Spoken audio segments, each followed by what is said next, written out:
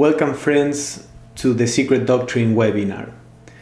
This is our 5th class, and today we are going to begin to explore the 3rd stanza of the Secret Doctrine. This is what we are going to do for the remaining of this series, this class and next class.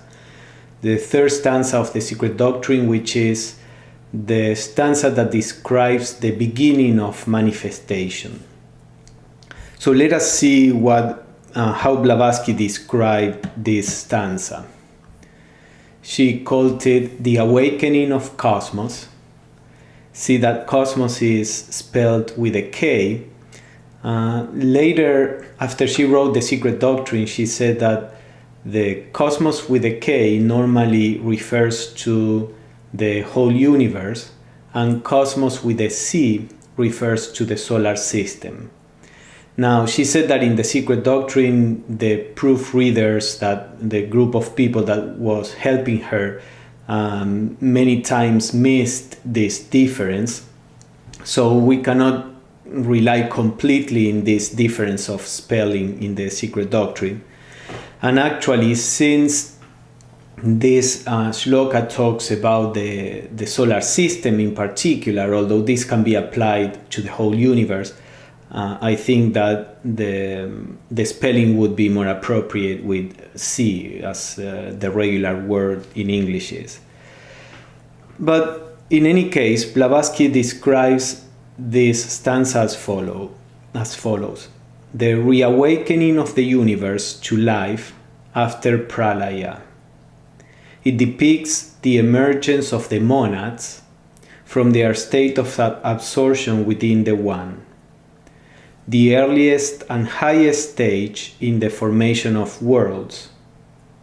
The term monad being one which may apply equally to the vastest solar system or to the tiniest atom.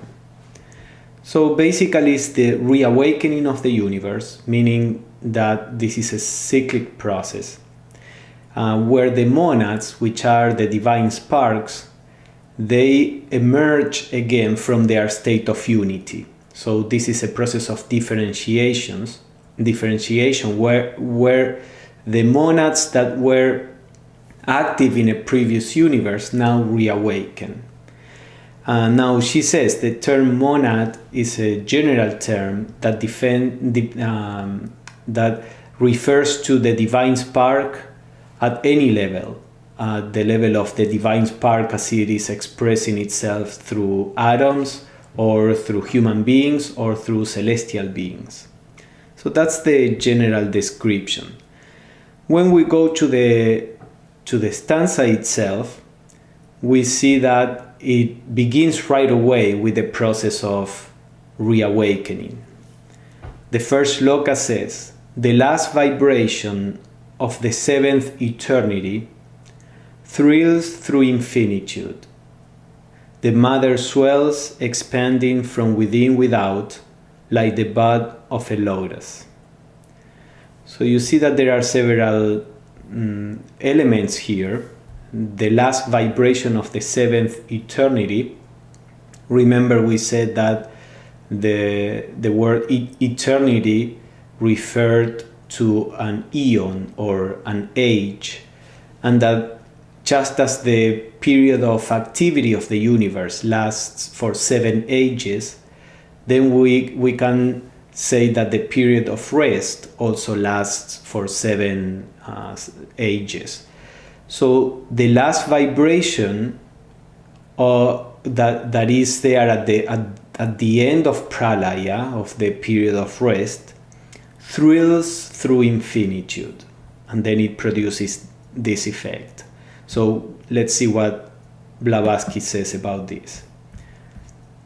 She says that this last vibration of the 7th eternity that we just explained was foreordained by no god in particular, but occurred in virtue of the eternal and changeless law which causes the great periods of activity and rest, called so graphically and at the same time so poetically the days and nights of Brahma. So in the Judeo-Christian tradition is the idea that God says, let us create, a universe, a cosmos, or the world. Blavatsky begins by saying this beginning of the universe, according to the esoteric philosophy, is not something that is ordained by any conscious entity that may be comparable to God, but is just part of the law, which is the essence of the universe. There is a cyclic law which is always at work, whether the universe is in a state of activity, Manvantara, or in a state of rest, Pralaya. So the idea here is that naturally there is this swinging from one state to the other without the need of one particular entity to ordain this change, because then we have to presuppose that this entity exists as separate from everything else. Remember that in the esoteric philosophy, the state of unity is no entity. It is the essence of being that Blavatsky called beingness, but it's not a particular entity separate from creation, for example. And the idea is that the periods of rest are like the nights of Brahma, which is in Hinduism is a god, but it can also be interpreted as the whole cosmos. So the nights are Pralaya, the days are the period of activities or Manvantara. And then the second part says the mother swells, expanding from within, without, like the bud of a lotus. So if most of you probably know what a lotus is, but that is a picture of the bud of a lotus, and the idea that it swells and expands, Blavatsky, or at least in this metaphor, the expansion is this kind of unfolding, this kind of opening up of the lotus. So it's not necessarily, as Blavatsky is going to talk about, an expansion as when we are blowing up a balloon. It's rather an expansion as a kind of unfolding. And we are going to see that in Blavatsky's explanation. So she says, this expansion from within without of the mother, called elsewhere the waters of space, universal matrix, etc. Remember that the mother is the feminine principle in nature, the substance that is going to give rise to what we call matter in all its different states. And so she says this expansion from within without does not allude to an expansion from a small center or focus. Not being an increase in size, for infinite extension admits of no enlargement, this expansion was a change of condition. It means the development of limitless subjectivity into as limitless objectivity without reference to size or limitation or area. So the current scientific view that the universe is expanding from a center that in the Big Bang, began to expand, is not really supported by the esoteric philosophy. At least that is what seems to be the meaning. Of course, we are talking about here of planes that are far higher than the physical plane, which the science is trying to learn about, is the last plane that is differentiated. We are here just beginning to differentiate on the highest plane, on the first plane.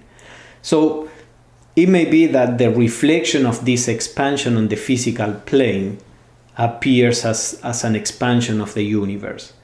But what Blavatsky says is that the universe is always infinite, and that this expansion that the shlokas talk about is an expansion only figuratively speaking.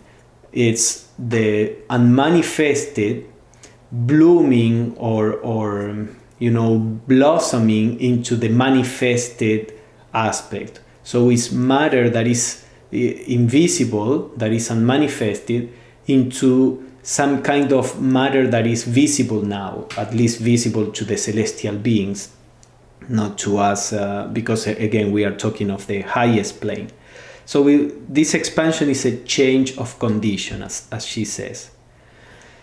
And she says, the ever to us invisible and immaterial substance present in eternity, through its periodical shadow from its own plane into the lap of Maya.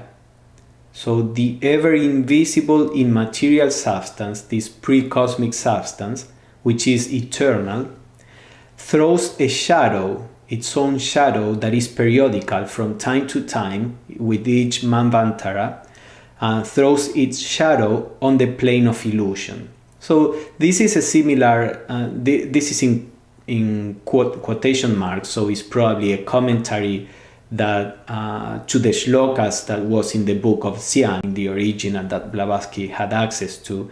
And you see this play with the idea of shadows is similar to the myth of the cave in Plato. He also would say that what we see are shadows of the real. And so Blavatsky says all this teaches the hidden science. All this teaches the hidden science is but the temporary reflection, the shadow of the eternal ideal prototype in divine thought. So that's a similar idea to what Plato would talk about. So whether, there are different ways of trying to explain what we observe in the universe from a scientific point of view. There are different theories. Of course, the more prevalent one is the Big Bang right now, but there are several inconsistencies in that theory, and they have to make modifications that are really hard to understand how they could happen so that the Big Bang serves to explain what we observe. To me, it is obvious that we don't really know what is going on yet. And as we are going to see, the stanzas talk about something that is a problem for science. So whether the universe on the physical plane is expanding or not, obviously from a scientific point of view, it seems obvious that it is expanding.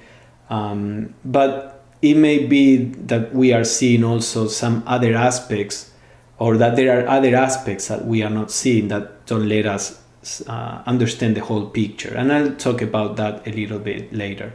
I mentioned this theory of the cyclic universe with the brains like BRANES, where the idea of expansion is not so prevalent, is not so important. And that seems to be more in tune with what can be understood from the shlokas. And then Blavatsky says Fohat, which is this cosmic energy that is going to manifest, runs the Dhyan Chohans, these are the celestial beings, Dhyan Chohan's errands, and causes the ideal prototypes to expand from within without. See, she uses again the same figure, and then she says that is to cross gradually on a descending scale all the planes from the noumenon to the lowest phenomenon. Noumenon, remember, is a cause. Phenomenon is the effect, the appearance that cause takes. And she says, so there is a gradual expansion into the lower planes, into more and more concrete kind of matter, to bloom finally on the last plane into full objectivity, the acme of illusion, the grossest matter, which is the physical plane. So that's the basic idea. She's trying to explain what this expansion from within without means in the shlokas. Then the second shloka says, the vibration, this last vibration of the seventh eternity that the first one talked about, the vibration sweeps along touching with its swift wing simultaneously the whole universe. And the germ that dwelleth in darkness, the darkness that breathes or moves over the slumbering waters of life. So you see, this again is interesting. The shloka says the vibration sweeps along, touching with its swift wing the whole universe. And there is this adding clarification, probably from Blavatsky, that says simultaneously. It touches the whole universe at the same time. So again, this denies the idea of an expansion from a center that little by little is increasing in size. The idea, maybe we could think that this pre-cosmic matter, which is filling the whole space, because it is the space. Remember that we said substance and space are two aspects of the same principle. So there is a space, infinite space, which is filled by infinite, or the whole infinitude is filled with this pre-cosmic substance. So if we are talking about the manifestation of the whole universe, this pre-cosmic substance at once, everywhere, would appear as the first, the subtlest of the cosmic matter, the real ultimate atoms in the sense of non-divisible. So you have nothing, this is the pre-cosmic substance, and poof, the cosmic substance appears. This is when the vibration somehow changes, the last vibration of the seven eternity somehow changes and makes this pre-cosmic matter appear as the still undifferentiated cosmic matter. And this substance has in itself the germ. The germ is like the source of life and intelligence and matter, which is activated when the vibration touches it. Now, all these things that we are talking about, vibration, as we are going to see, vibration, germ, space, pre-cosmic substance, these are all aspects of one single principle. We talk of them separate. It's like if you say there is something that is heavy, that is green, that is warm. All these are qualities of one single object. So the ray, the space, the substance, the vibration, the germ, these are all aspects of one single principle. But when we have to explain it in words, it looks like there are different principles here, separate from each other, going on. Now, remember always that this all comes from a unity. So let's see what Blavatsky explains. I explained a little the first part. She doesn't really talk much about it, the vibration touching the whole universe at once.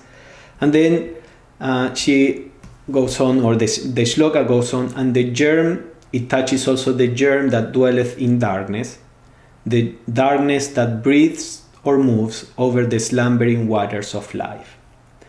So Blavatsky explains the breath of darkness, darkness being Parabrahman, the Absolute, moving over the slumbering waters of life, refers to the primordial matter with the latent spirit in it.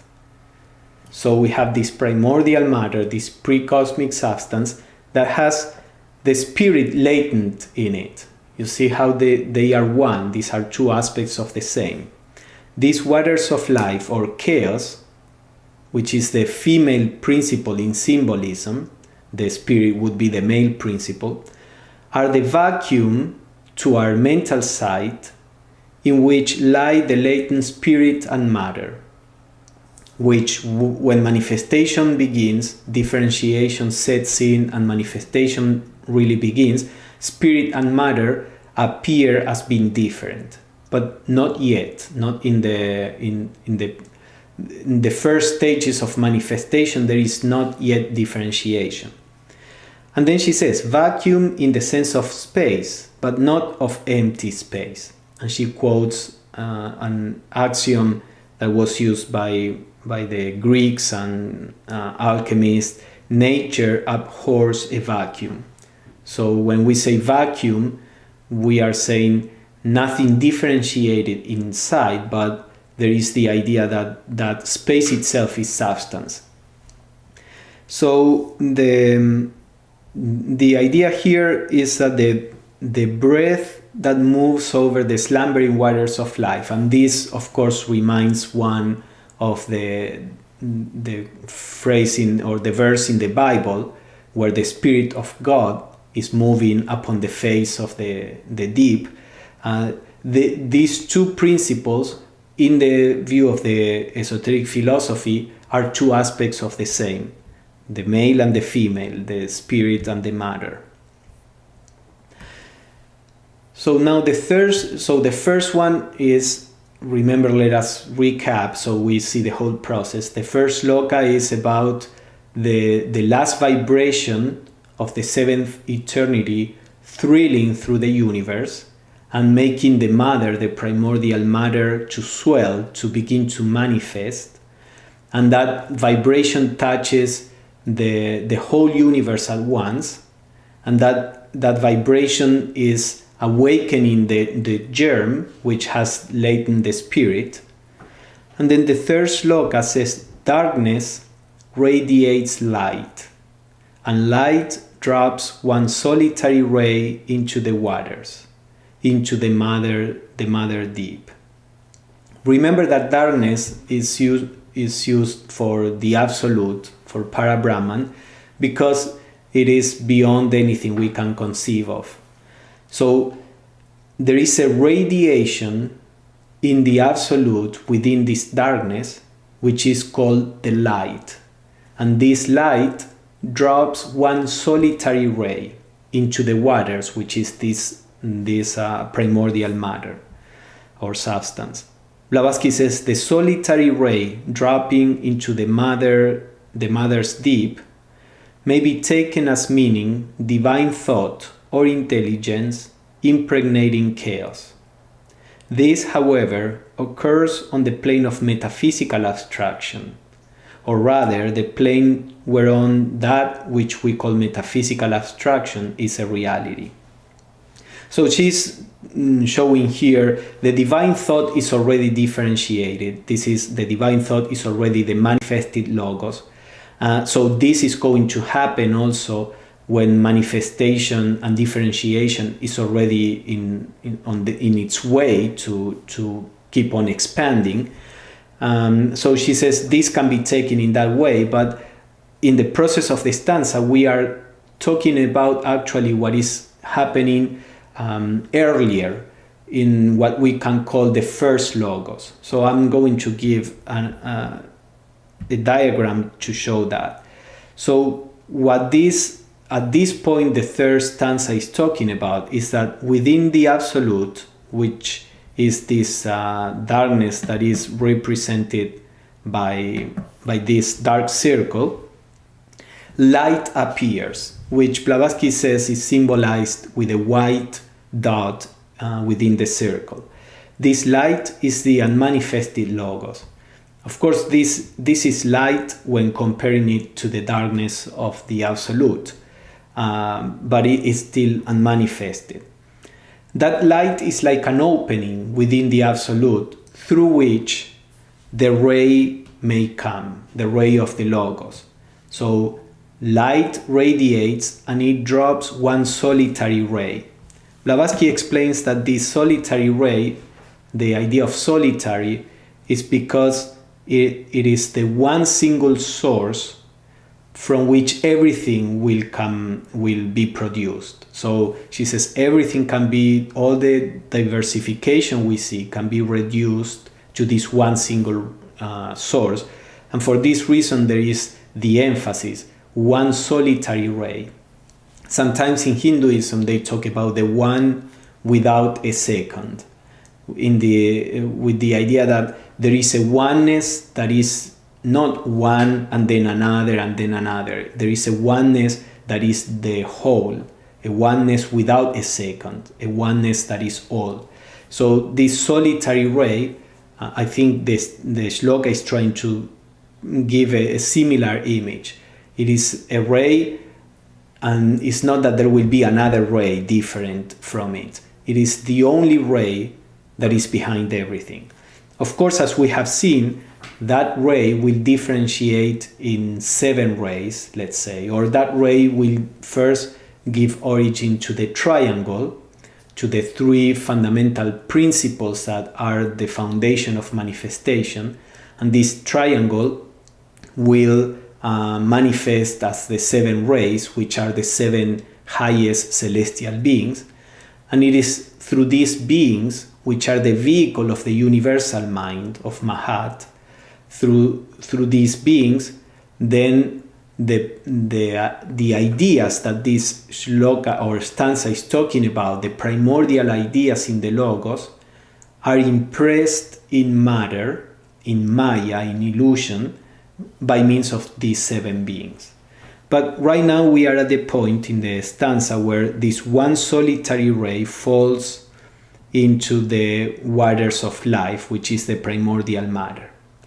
Again, I must repeat that the ray, the waters, the germ, the light, these are all one single principle. We put diagrams like this as if they were separate, just for us to understand it at the level, at the conceptual level.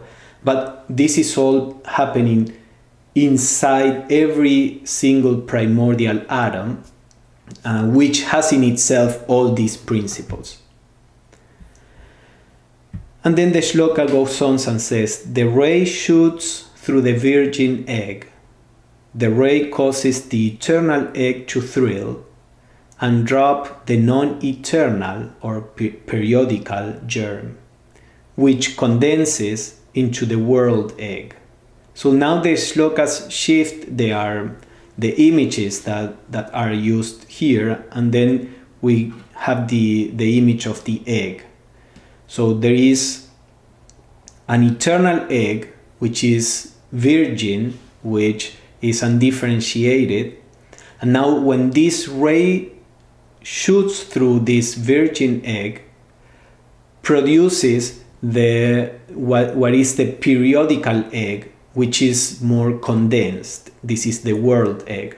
So if we take the figure biologically, we could say one is the egg that is within the chicken, and then when the egg is dropped, and as science knows, the egg within the chicken is flexible, malleable, is not hard, and then when that egg is dropped, then the egg hardens and acquires its own form. So that is more or less the image that the shloka is giving. There is a formless, eternal virgin egg, which is this primordial substance.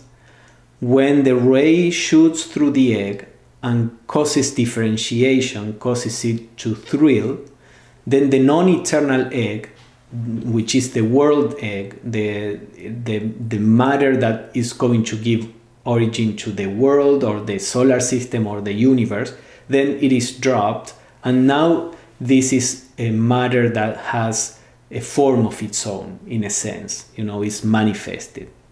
So let's see what Blavatsky says.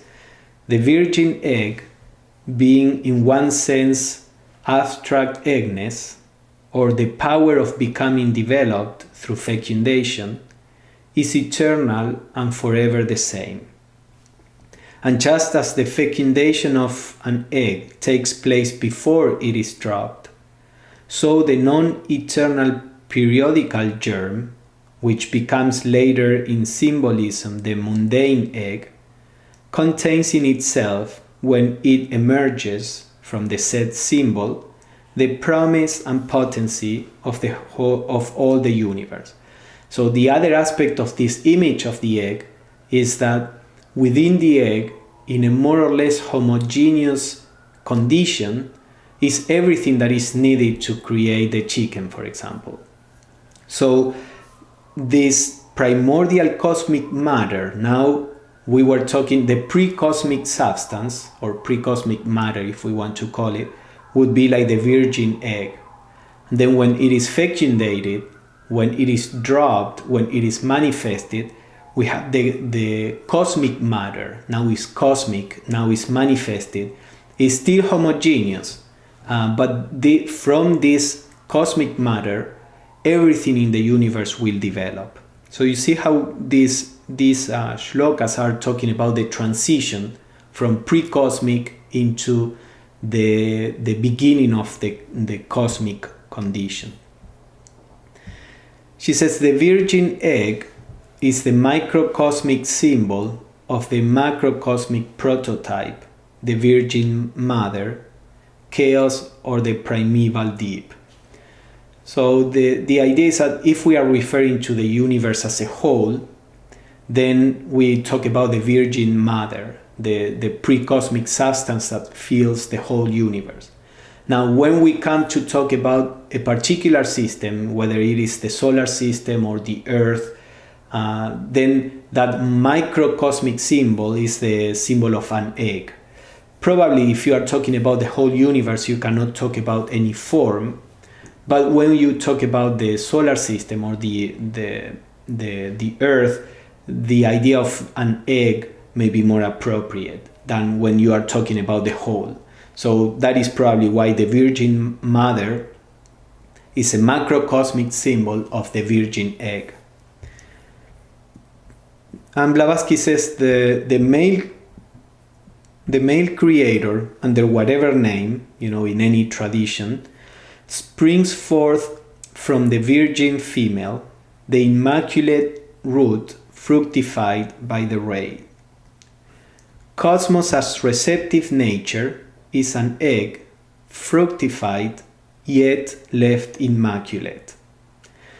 Let us stop there. Blavatsky explains that this is the philosophical background for the Christian idea that Jesus was born that Jesus was born from a virgin, from the Virgin Mary. And she says the idea is that the primordial matter is virgin first because it is undifferentiated, but even when it begins to differentiate, remains immaculate in the sense that this differentiation is something that happened by virtue of its own nature. In the Christian idea, there was no external source, physical external source, for Mary to be pregnant. So it was the Spirit of God. But this is another way of saying, if we interpret this philosophically, that there was something in Mary itself that produced the fecundation. There was no external source. So the idea with this is the same. This primordial cosmic matter in itself has the fecundation property, so to say, that will give rise to the universe. Again, I think the whole idea with this is to avoid the duality of powers, like there is an external God that shapes matter or that fecundates matter. There is a Mahatma letter where they say, we believe in matter alone, but of course not physical matter, and they say this matter is the same as spirit, is the same as energy. This primordial substance is one principle that has all these potentialities within. So this is why she says that even though the egg is fructified, it is yet left immaculate. Once regarded as boundless, it could have no other representation than a spheroid. The golden egg was surrounded by 7 natural elements: ether, fire, air, water, 4 ready, 3 secret. So she's referring here to a Hindu myth or part of the Hindu mythology. The golden egg is the Hiranyagarbha. We will see the word later. The Hiranyagarbha is this golden egg with 7 layers, which give rise to the gods and to the universe. And these 7 layers, Blavatsky says, are the elements that are already manifested, the 4 elements already manifested because we are in the 4th round of evolution, and 3 more elements that are going to manifest in the next 3 rounds of evolution. So again, a diagram may help us visualize this, although the diagrams may look this as being separate principles, remember. So we have the ray, which shoots and thrills, makes the virgin egg, which is eternal, to thrill. Then that eternal egg is dropped, meaning it becomes manifested. And then we have the golden egg, which is the Hiranyagarbha, as we see here, which is the mundane egg. This is the essence of what is going to produce manifestation. And this is, of course, non-eternal. When the period of activity is over, this process will be reversed, and then everything will come back to the eternal virgin egg or virgin mother, and the mother will become, or this pre-cosmic substance will become a potentiality, therefore will be slumbering for 7 eternities, as we saw in the first stanza, until the vibration, the last vibration of the 7th eternity, thrills through the mother and awakens the mother for a new universe. So that's more or less the cycle. Now the fourth shloka says, then the 3 or triangle fall into the 4 or quaternary. The radiant essence becomes 7 inside, 7 outside. The luminous egg, Hiranyagarbha, which in itself is 3, and she says the triple hypostasis of Brahma, Vishnu, and Shiva, this is in Hinduism, the 3 avastas. So the luminous egg, which is in itself 3, curdles and spreads in milk-white curds throughout the depths of mother, the root that grows in the ocean of life. As we are going to see, there are parts here that are quite scientific. So let's start little by little. Then the 3, the triangle, falls into the 4, the quaternary. And Blavatsky says in the commentary that in the book of Xian, these sacred numbers, 3, 4, 7, there will be references to 5, 12, are the basic symbols of everything. You know, remember Pythagoras, I think it was, that used to say that God geometrizes. I think this was repeated by Plato. And that is the idea that numbers and figures are symbols for these processes. So the 3 is the triple logos, the unmanifested aspect that we talked about, then the semi-manifested aspect, the father-mother, which we saw a little about it in the second stanza, and then the manifested logos. So there are 3 logoi, or a logos with 3 aspects, and that would be the triangle. This is like Blavatsky says, is the origin of all the different triplicities, trinities, triads in different traditions, religious traditions, where the gods are very frequently talked in as being 3 or 3 aspects of one. So that is a triangle, and that is the essence, the force, the intelligence that will make matter differentiate and develop. And the fact that it falls into the 4 can be interpreted in 2 ways. I mentioned this briefly. One of the ways is that there are 4 elements. There are the 3 logoi represented by the triangle as we saw, the 1, 2nd, and 3rd logoi. And then there is a 4th element that is this cosmic matter. So from these 4 basic elements, the 3 aspects of the logoi, or the logos, and then the cosmic matter, from these 4 elements the whole universe appears. So this is one way of interpreting that the 3 is now 4. The other way is that when this manifestation begins, as these 3 elements begin to act on the 4th, which is the cosmic matter, that will produce 7 levels of differentiation. I mentioned in the past that mathematically the ways in which you can combine 3 elements, when you combine in all possible ways 3 elements, you get 7 different combinations. So you could say that the 3, these higher 3 principles, when they manifest and develop in the cosmos, they will be enclosed in 4 lower principles that are manifested from these 3. So we are going to see that later. I don't want to go into that too much right now, but these are 2 ways in which we can interpret this idea that the 3 fall into the 4.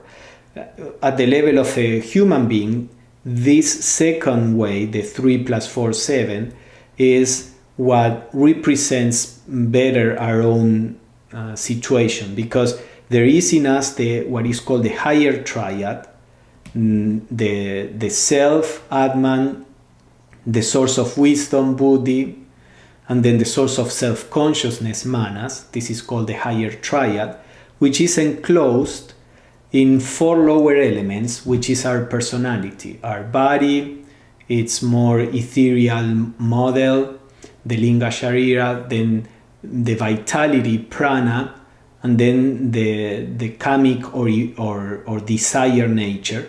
So the divine spark, which is triple, it has to express itself through these lower 4 principles, and that is a human being. So these 2 symbols will be useful to explain the manifestation of the universe on 2 different levels. Now, then the second part that said the radiant essence curdled and spread throughout the depths of space. She says from an astronomical point of view, now she's coming down all the planes to the physical, because remember that the stanza is still talking about the highest manifested plane, which is a very spiritual plane, and little by little that will become more and more concrete until we come to the physical plane. So on the physical plane, she says this is easy to explain, that radiant essence that spreads, that curdled and spread throughout the space, is the Milky Way, the world stuff or primordial matter in its first form. So if we talk about the galaxy on the physical plane, the primordial matter, the cosmic matter, physical matter that begins to, that we see in pictures that the telescopes are taking, is a kind of radiant dust. You see, the radiant essence is like this radiant dust that little by little begins to form different structures, eventually planets, stars. These are the nebulae. So from a physical point of view, this radiant essence can be referring to the nebulas. It is more difficult, she says, however, to explain it in a few words or even lines from the standpoint of occult science and symbolism, as it is the most complicated of glyphs. Herein are enshrined more than a dozen of symbols. So since she says that it's very difficult to explain it from that point of view, we will drop it. But there is something very interesting. let me read what she says here. This matter, whether you are thinking of it at the highest manifested plane or on the physical plane, which would be the cosmic matter before it assumes any form, this in the nebulae. This matter, which according to the revelation received from the primeval Dhyani Buddhas, is during the periodical sleep of the universe, of the ultimate tenuity conceivable to the eye of the perfect Bodhisattva, the perfect Adept, Mahatma. This matter, radical and cool, becomes at the first reawakening of cosmic motion, scattered throughout space, appearing, when seen from the earth, in clusters and lumps, like curds in thin milk. These are the seeds of the future worlds, the star stuff. So first let me say something about this idea of the revelation received from the primeval Dhyani Buddhas. The Dhyani Buddhas are the highest beings in the system, the first 7 rays, the 7 rays of consciousness that are the direct differentiation from the highest triangle, the manifested logos. And it is said that the adepts, the Mahatmas, they can in meditation, they can realize all these teachings, but only up to a certain plane. They can encompass, according to what Blavatsky and the masters themselves said, all the planes within the solar system, not only the physical plane, but also all the spiritual planes within the solar system, which is in itself a very deep attainment. But they cannot extend their consciousness beyond those 7 planes. The lowest 7 planes of the solar system, or the 7 planes of the solar system, they are the lowest plane of the universe as a whole. Now, there are these primordial beings, the Dhyani Buddhas, they can see beyond, because they really belong to beyond the solar system. The highest plane in the solar system is for them the lowest. So the adepts in the Mahatma letters that they wrote to some early theosophies, they say, most of what we say we have seen by ourselves. But when we talk about more universal things, we have the testimony from the Dhyani Buddhas, from these Ahis. Now, what kind of entities these Dhyani Buddhas are, it's easy to imagine them as little angels or human being, or being similar to human beings. Of course, we cannot conceive what kind of awareness these Dhyani Buddhas are, but in some way the adepts are able to enter in rapport, so to say, in tune with these Dhyani Buddhas, and receive a certain knowledge that belongs to the Dhyani Buddhas. So Blavatsky says that whatever she's talking about here is something that was received, so to say, from the Dhyani Buddhas. And then what she says is that, which is what I find interesting, is that this cosmic matter, which is at first undifferentiated, clusters itself in lumps like curds in thin milk. Now, this is an essential problem with the theory of the Big Bang. The problem is that if we postulate that the whole universe began from a center, as the Big Bang does, and that there was an explosion or whatever it was, of course we cannot say where did this matter come from. For all we know, at that point science is not different from religion. And religion says God created matter out of nothing. Well, the Big Bang also, the matter that was there, seems to be created out of nothing, or matter, or the pre-forms of matter, the singularity that was in the Big Bang. But anyway, when this Big Bang expands, if it happens in that way, then all the atoms of matter would be evenly distributed in the universe, and then there would be no possibility of forming worlds or solar systems or galaxies. When they see the universe, they see that matter is not uniformly distributed, as it should be the case if the Big Bang happened just as an explosion. They see that matter is clustered with big spaces of emptiness in between. And because matter is clustered, then it can form all these systems. So when science is trying to explain this, they have to add the concept of inflation. This is something that they don't know that it happened, but they say if the universe came from the Big Bang, to explain what we see, we have to postulate that this happened. Why this happened, we don't know, but it must have happened if the Big Bang is correct. So what they say basically with the inflation concept is that the universe expanded almost instantaneously to pretty much the size of the universe that we have, and then from there it kept on or keeps on expanding at a far lower rate. So basically the idea of inflation is that the Big Bang appeared, then it expanded, and then it is expanding a little more, uniformly, not even in an uniformly pace, because now they are seeing that it seems that it's expanding faster. But when you introduce this idea of expanding in this absolutely, fast way, then that would break the uniformity of matter, and then you would get the clusters, the curves that the shloka talks about.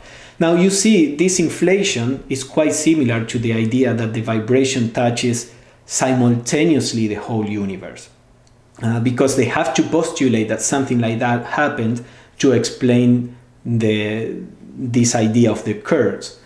So it is interesting to me that in the shlokas they specifically talk about that matter curdles and that it aggregates, because that is the essential feature that the universe needs in order to have different planet systems, galaxies.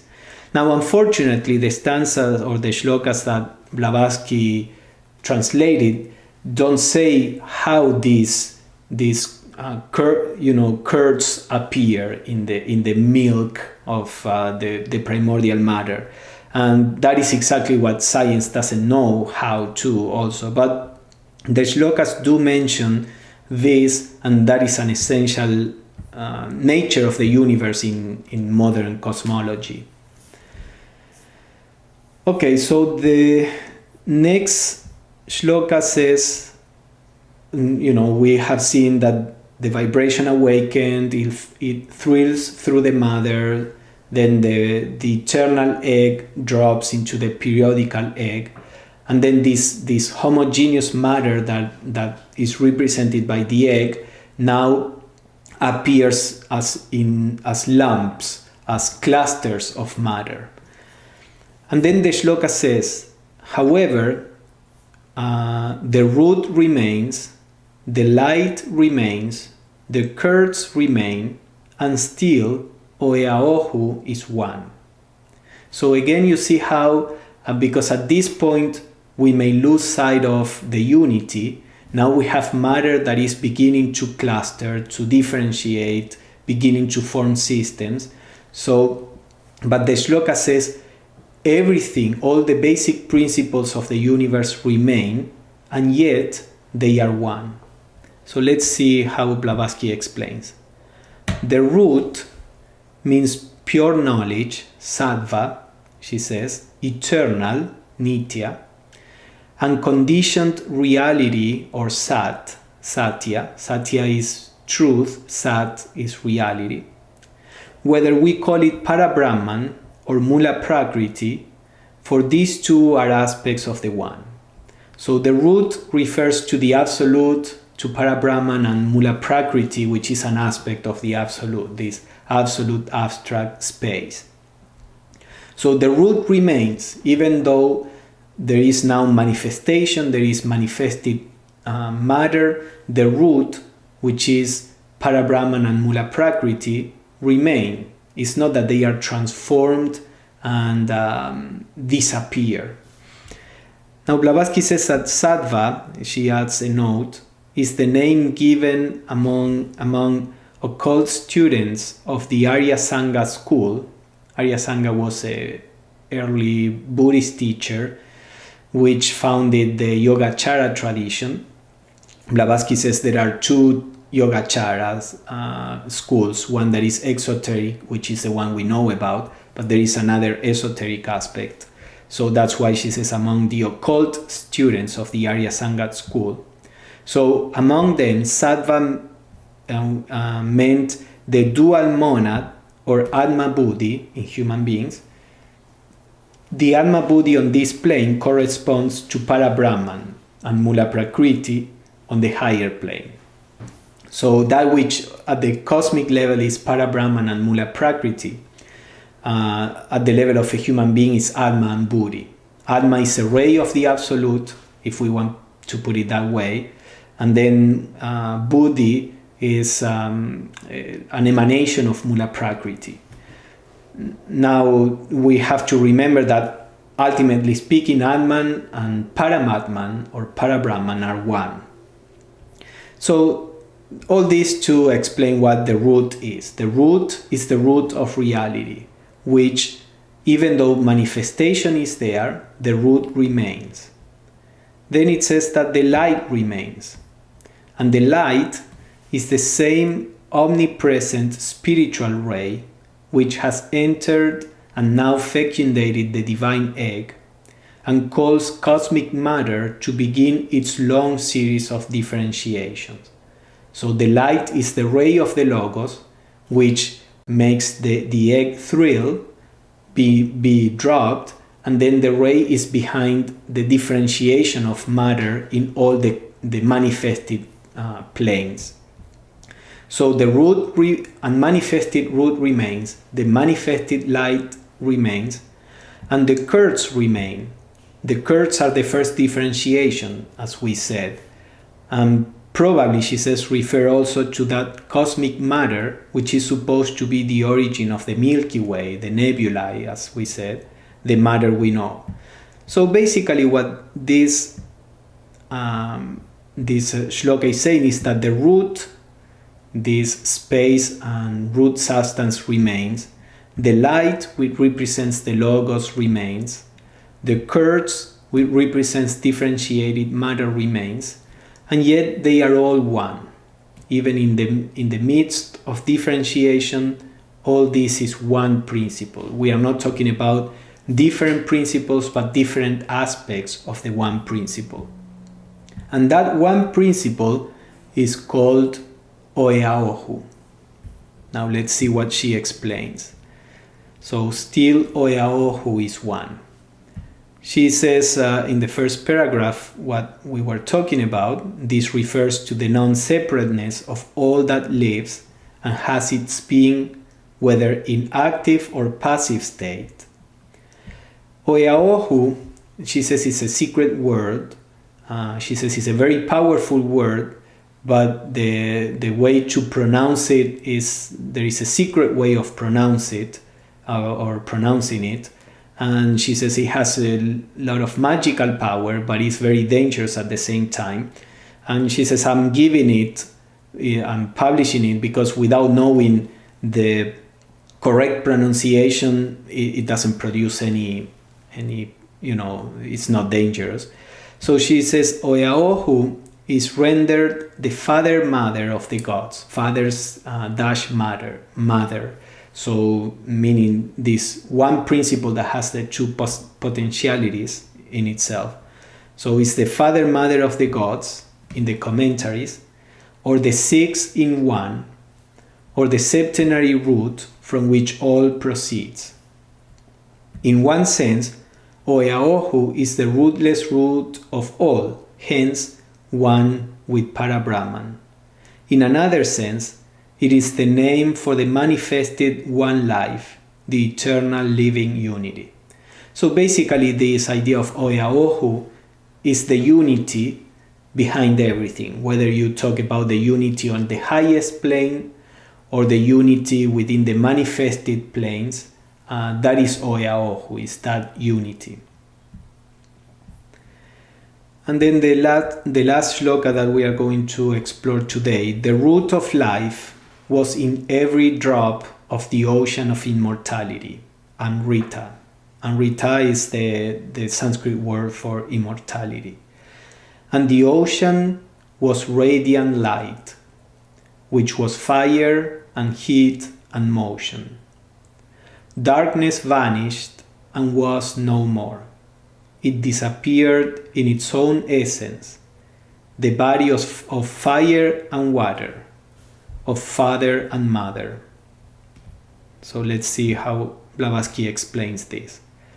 The fire, heat, and motion, remember that it said that the radiance was fire, heat, and motion. These are, of course, not the fire, heat, and motion of the physical plane, but the underlying abstractions, the spiritual causes, the noumena, or the soul of the essence of these material manifestations. Plato would say what this fire, heat, and motion that the shloka is talking about is the essence or the idea of the manifestation that we see on earth as fire, heat, motion. The things in themselves, she's referring to what Kant, the philosopher, and other philosophers too before Aristotle and others would talk about. There is something that is the thing in itself, and there is the appearance that that thing takes. Our senses only can relate to the appearance. Actually, the appearance is how our senses interpret the thing in itself. But as long as we are perceiving through senses, and we talked about this when talking about Maya, as long as we are perceiving through senses, we can only perceive the appearance of the essence, never the essence. Kant would say that we cannot perceive the essence. Perhaps the pure reason could, but in the theosophical view, we can perceive the essence as we become one with it, not by using physical or psychic senses, but by becoming one with it. So this fire, heat, and motion is the essence of what we know on earth, which entirely elude the instruments of the laboratory, and which even the mind cannot grasp, although it can equally little avoid the conclusion that these underlying essences of things must exist. If you think about this in a deep way, you can understand how everything you perceive is an appearance that our senses present to us, but obviously this is an appearance of something that is real. Now, what is that something that is real? We cannot perceive it with our senses or grasp it with our minds, but we know it has to exist. That is what Blavatsky is saying here. So it is only on the spiritual plane that we can become one with it and therefore perceive it. And then the shloka said, darkness vanished and was no more.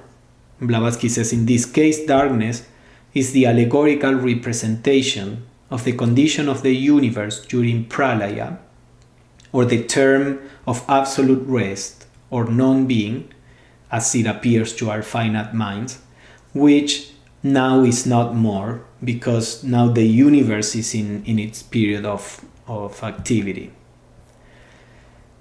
And this repose, this rest, disappeared in its own essence, the body of fire and water, of father and mother. And then she says that this is fire and water, or father and mother, may be taken here to mean the divine ray and chaos. The divine ray representing the Logos, the Father, chaos representing the undifferentiated matter, which is the mother. So basically this is saying is that state of unity, or that state of rest, in which the only thing that was unity, disappeared with the duality. Of course, disappeared not in the sense that there is no unity any longer. Remember that the previous shloka was saying that even though there is duality and separation, Oeaohu is always one. But to our senses, that state of unity disappears in the duality between father and mother, between fire and water. Because the duality, Blavatsky explains, is the foundation of manifestation. This is why she says all manifestation, ultimately speaking, is an illusion. There is no manifestation without duality. Unity is always the reflection of the non-manifested. Whenever there is manifestation on any plane, you have some kind of duality. So this is what we are going to explore today. This is half of the third stanza, where the beginning of manifestation and differentiation is explained. Then in our next class, which will be the last in this series, we are going to finish the third stanza.